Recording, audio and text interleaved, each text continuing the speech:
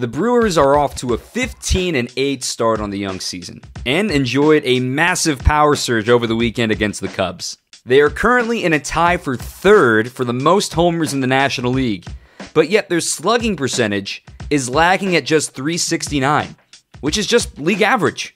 So how is there a team with 24 homers sitting at a sub-400 team slugging?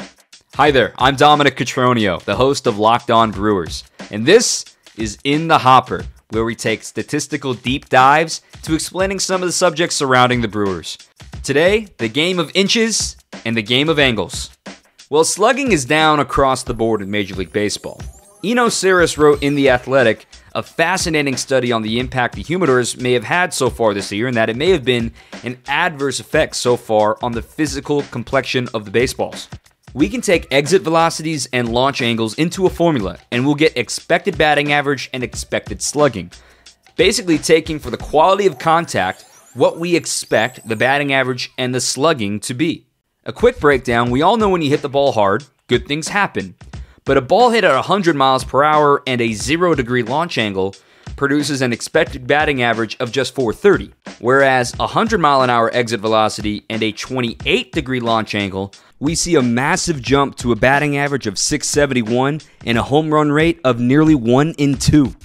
So what happens when we look at expected slugging and actual slugging? The Brewers are in a tie for the fourth worst difference in expected slugging and actual slugging in all of baseball. A reminder that slugging percentage puts a greater emphasis on extra base hits in its calculation, and thus homers being the peak of slugging, the Brewers have been robbed multiple times this year by the wall and by center fielders. So near homers become doubles, or even in rare cases, flyouts. We can even break this down to individual batters and their quality of contact. It is known in modern baseball that the optimal launch angle for homers is between 25 and 30 degrees, which is why barrel rates require this range of launch with at least 98 miles an hour of exit velo. For the sake of this experiment, let's increase the launch angle range from 20 degrees and 35 degrees, and including hard hit balls of 95 or more to fit this criteria.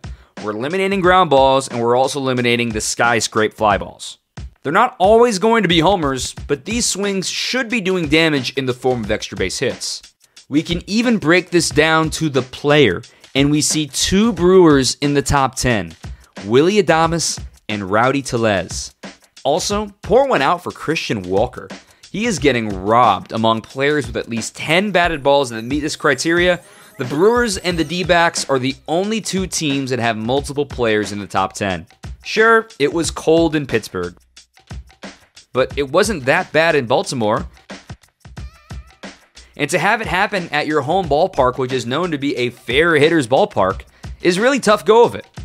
Albeit, sample sizes are very small right now, it's a reminder of how fickle things can be. All you can ask is hitting the ball hard, even if the metrics support the hunch that the Brewers are getting robbed and maybe the baseballs have been doctored. So let's be patient. The Brewers fans got a taste of what the power is supposed to look like against the Cubs. There's still plenty of time for this summer to get rowdy. To center. Back out of Hermosillo, still back holding track, and Tellez gets it out this time. Thanks so much for watching this episode of In the Hopper. If you like it, go ahead and subscribe to our YouTube page and subscribe to Locked On Brewers wherever you get your podcasts.